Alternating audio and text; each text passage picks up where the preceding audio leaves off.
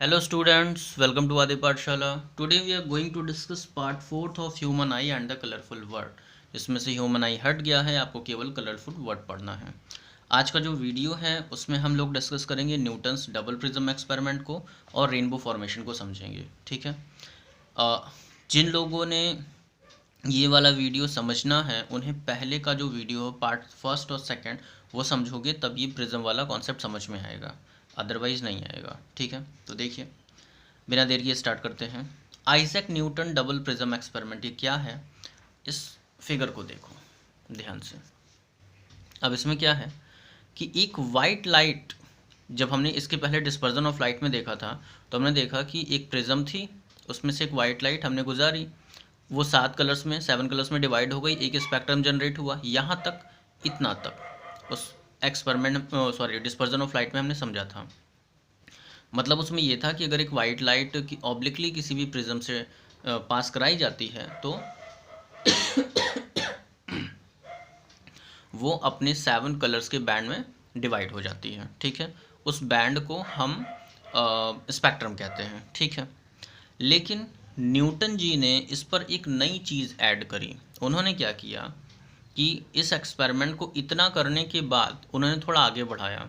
Same ऐसी ही prism उन्होंने invert करके इसके सामने रख दी और उन्होंने ये देखा कि जो रेस थी वो आपस में रिकम्बाइन होने लगी और रिकम्बाइन हो करके जिस एंगल पे ये यहाँ से आया था सेम उसी एंगल पे ये वाइट लाइट में, मतलब रिकम्बाइन हो गई और वाइट लाइट में निकल गई और उसको स्क्रीन पे देखा भी गया।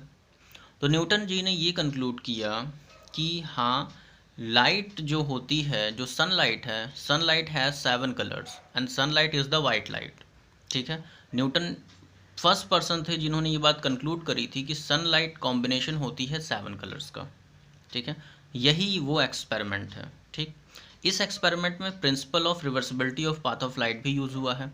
प्रिंसिपल ऑफ रिवर्सिबिलिटी क्या कहता है? प्रिंसिपल ऑफ रिवर्सिबिलिटी कहते हैं कि अगर हम लाइट का पाथ रिवर्स कर दें, मतलब अगर आप ये जो लाइट रे ऐसे घूम करके गई है इसको यहाँ से रिटर्न करोगे तब भी यहाँ पे 7 कलर्स का बैंड मिलेगा।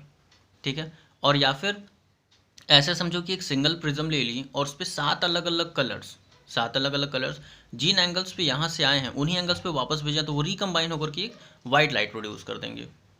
ठीक है, तो इतना ही इनका ये एक्सपेरिमेंट था। अब इसका जो थ्योरेटिकल पार्ट है वो आप यहाँ देख लो। ठीक है, ये पूरी चीज़ें हैं।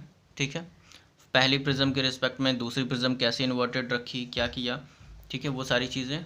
और इसको देख करके आपको नोट्स बनानी हो तो बना लेना, वीडियो पॉज करके आराम से हो जाएगा। ठीक, एक चीज़। दूसरी, अब हमें पढ़ना है रेनबो फॉर्मेशन। रेनबो फॉर्मेशन होता कैसे है, देखो रेनबो फॉर्मेशन।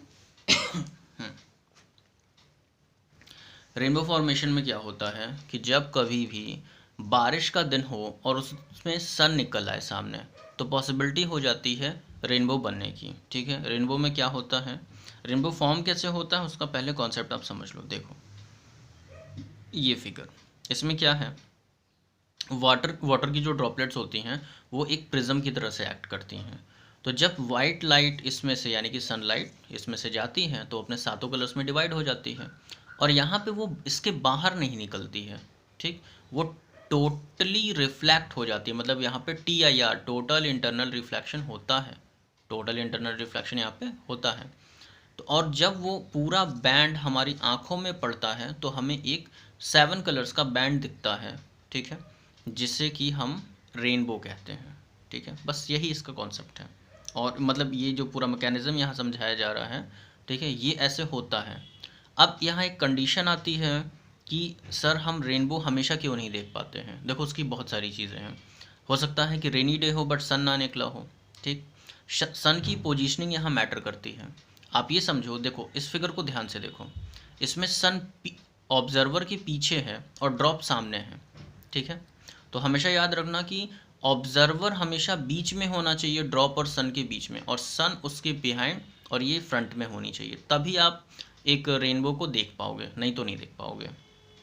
और रेनबो जो होता है वो सेमी सर्कल नहीं होता, फुल सर्कल होता है। अगर कोई इंसान किसी हेलीकॉप्टर पे या प्लेन में बैठ करके उसे ऑब्जर्व करेगा तो उसको पूरा सर्कल दिखाई देगा। फिर ठीक है, क्योंकि हम इंसानी आंखें सिर्फ थोड़ा सा हाफ हॉरिजन देख पाती हैं। ठीक है, हॉरिजन वो लाइन होती है जहाँ पर अर्थ और स्काई आपस में ज्वाइन होते हुए दिखाई देते हैं। ठीक है, तो ये चीज़ समझिएगा। अगर आप बिहाइंड में हो, सन आपके बिहाइंड में है, ठीक है, तभी आप इस रेनबो को देख पाओगे, नहीं तो नहीं देख पाओगे। ठीक, फॉर्मेशन में दो ही फिनोमेना यहाँ पर हो रहा है। पहला, डिस्पर्जन की लाइट 7 कलर्स में डिवाइड हो जा रही है। दूसरा, ये बाहर ना निकल के अंदर ही रिफ्लेक्ट हो जा रही है, टोटल इंटरनल रिफ्लेक्शन।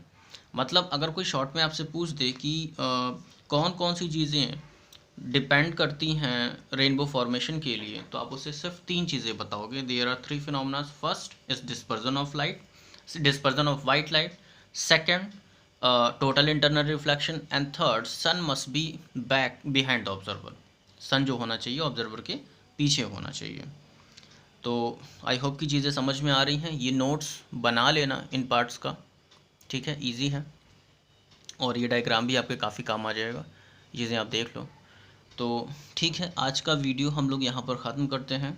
ठीक है, स्टडी करते रहिएगा, ठीक है, एग्ज़ाम्स आने वाले हैं। चलिए।